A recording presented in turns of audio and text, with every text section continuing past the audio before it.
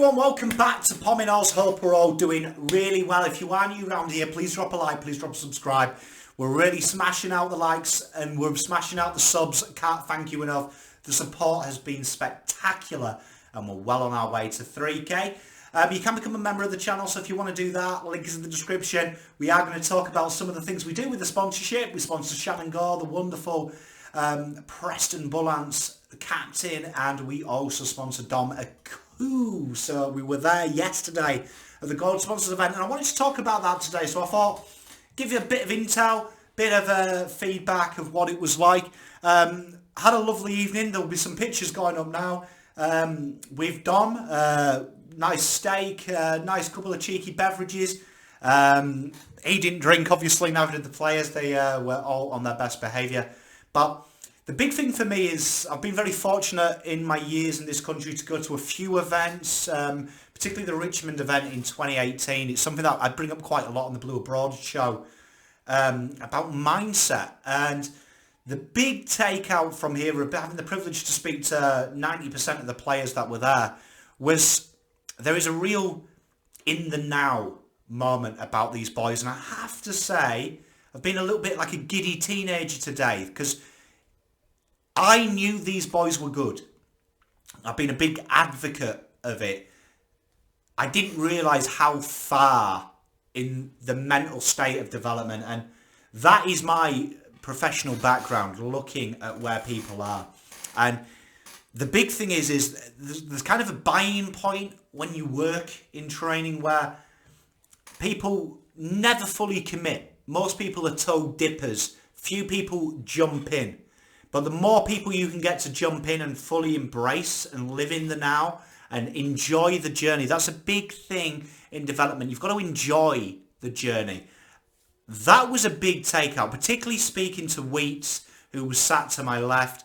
An absolute phenomenal young man, someone that absolutely blew me away, not just with his acumen, not the way he carried himself, but the way he thought, the raw honesty of some of the performances. But more importantly, I was left with a feeling that what we're seeing now is nowhere near the article, nowhere near the stepping stones. And to hear about how Voss talks, and a few of the players use this phrase, which I've never heard in previous administrations, especially from that 2020 BNF, speaking to a lot of the players, was the break through walls and see their eyes light up when they talked about Vossi. It always felt very forced when I've spoken to these players, but their mindset of welcoming, being very welcoming, very accommodating. There was an energy about these boys that I was kind of felt, for the first time, didn't feel in the way. It felt like they were really enjoying it, but a real understanding of what they've done, but a real understanding that they're nowhere near the job finishing. And that was a real beautiful moment. To get a bit of feedback from Dom, talked about like there's kind of like code names for the roles on field, which we've discussed quite heavily in the VFL report and the AFL, and that they're doing that. And at the moment he's shadowing kind of that Wheatering role, playing in that key position a little bit earlier in his development, I might say, because of the injuries, and he does enjoy the third tall, but real the hunger as well from him, that he goes home and he's watching a lot of videos and doing a little bit of research, keeps his eyes on the VFL, his potential matchups, the real hunger to learn was really an excitement factor. Speaking to some of the players as well, they were talking about stopping the source and the identifying the key areas, and how there is a lot of focus on playing their way and understanding that their system trumps opposition systems because it focuses on it. It was interesting to see Wheatering as well be really proud of himself, and I was really happy with this. Talk with pride that this club now leads the competition in intercept, score, differential, which is something that I've been slagging Kingy off for since he's talked about it. And it was good to see these players have real pride in that. I had a wonderful chat with Lockie O'Brien and gave him some love and told him that the lucky shirt that we watch on the watch-alongs is has his number on, and he's a big favourite of the Pommy and Oz show and a big favourite when I watch the Blue Abroad show and when I host the watch along. And it was great to chat to him to see the pride in his game and how the coaches talk about his role. Got to speak to him about that and how he feels a freedom to play his role, and that was really touching, that because that guy has gone through the rough, probably the rough end of the stick being a Carlton player. He cops a lot of abuse, but the pride in that, and that was a big take out for me, was the self-pride that they're doing themselves justice as well. And you really got that sense of, there was a real sense of togetherness about them, that there's a genuine care, a genuine love. And, you know, I felt like a proud dad. I'm going to be totally honest. I felt like a proud dad because kind of going through this journey and analysing them and talking about them a lot together with you guys and girls, I didn't realise you kind of grow an affinity with them when you see them. And when they're telling you things that you've pushed on a show or you've talked about, and the fact that they're aware of it, and there is an element of pride. But something I find at work, I love to hear people have pride, but then give me a but. And that but is where they can go. Do you know what I mean? That there's that realisation that, oh wow, people have been saying I can do this, but I can. But now there's this other level, you know, and I can't wait to unlock that level, because then what level does that unlock? It was a real tasty thing. I did really enjoy as well that the finals, they got a bit embarrassed about it, and there was a real, Wheating talks about they stay in the now a lot. Vossi kind of brings them into that, we're in the now. We're in the now, do you know what I mean? And take it a game as it comes. And that is, if you go back through the history, Demmer talked about it, Goodwin talked about it a lot last year when people started to make them the flag winning elite. And that is really good, because like our role is to let them know what the ceiling is, but their job is to stay in the now and achieve it. And that was really, really good to hear. The energies was good. And you know, I'm an excitable young man. Well, old man now, getting it there, aren't I? But I really left that event with a great, great sense of pride. One that I haven't felt for a while, and it was a total different vibe. I remember talking to Tez at the BNF, and I felt really disappointed, and I felt validated in my opinions of where I felt the club was at, but also the issues that I was seeing on field. I felt it transcend at the BNF that year. This year I was disappointed I didn't give them enough kudos for how, and I've been giving them a lot of kudos, but just how well drilled they are. Something that excited me when I was chatting to Wearing was that the first they've achieved, they haven't quite knocked a team off though and destroyed them. And was talking that Vossi has mentioned that the top sides have that game, that killer instinct. And that's something that they know is coming with what they're preparing. And that really excited me, that firsts that we talk about a lot. And it's why I keep saying history has no bearing on this side. It's new history. And it was great. It was great to chat. I loved chatting to Lockie as well, because I feel like Lockie, I feel real protective of him because I've been a big advocate of him. And it was just chatting to him and talking about how they're in a privileged position, because when they win the flag, these 22 who play that day are going to be remembered for all time, because it's been such a long time. And the gravity of that not many clubs can offer you that oppo.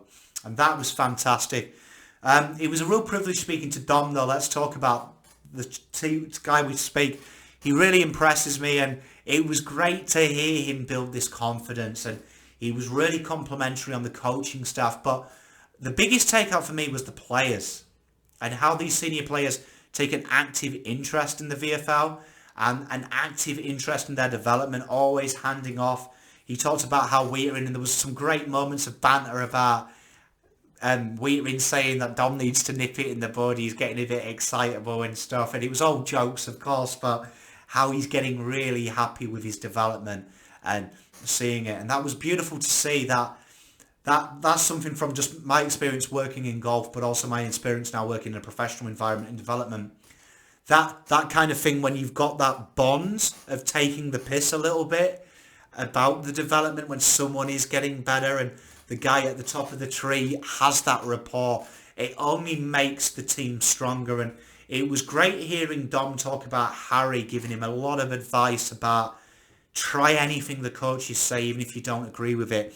Really embrace it, because these first 2-3 years are really going to set you on the track when you are in the first team and you are one of the stars and you become one of them stars. And it was great about Dom talking big picture that, and having a realization that he's not ready yet. And he said that next year is when he's really aiming to put a bit of pressure on, and he's really embracing the role and really enjoying it and loving having something to work on. And it was great talking about the matchups. He was talking about the Gold Coast game where he played a lot of AFL talent and how they used their body and how he left that game with a better understanding, and really how Keith particularly has given him freedom to attack the ball and play to his strengths. And that was a big thing from speaking to Walshy, Wheater, J-Mart. I've fallen in love with J-Mart. I'm back in love with him. Absolute splendid human being. But hearing how there is a real focus on playing to our strengths, and that is how the system is built around. And that's something that really made me proud of saying that the system last year didn't play to our strengths. The fact that this is a real focus on a bit of freedom for the players to go out there and express themselves. And J-Mart really impressed me, and that was something that Dom said he's doubled down about, going out there and making the mistakes, but doing the right things and making mistakes from doing the right things. There's a real onus on that, and that's something that I've seen in Dom's game last week. We will talk about that. We'll fit a video in this week. This is just a bit of an extra content for you guys and girls. It was really impressive. I was blown away. And J-Mart, man, honestly, lovely guy. And it seems like every time I ever meet these players and spend a bit of time with them personally, a player that maybe I haven't got a prerequisite of, but it kind of surprises me. And J-Mart is absolute wonderful human being. He's full of, there's a real happy energy that exudes from him, and a man that is, I got a sense of a very creative human being.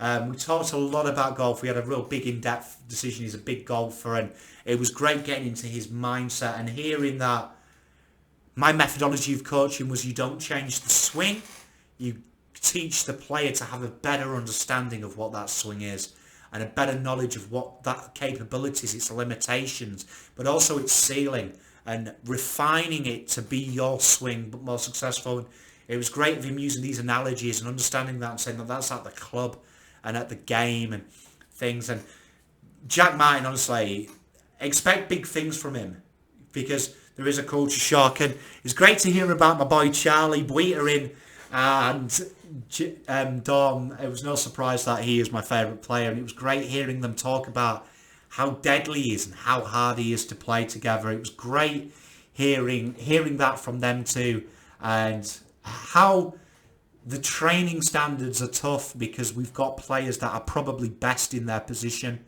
best players. It was a real good energy, real mature group. And to use something that I understand, when I've spoken to top level golfers and real high end professionals, there's a sense that it's not achieved. So when you come at it from just Joe Blogs or someone who hasn't achieved that, you're quite envious, and I'm a complimentary type person. I don't get jealous. I get complimentary, because I love people who are successful and doing the right thing. I think that's a wonderful thing.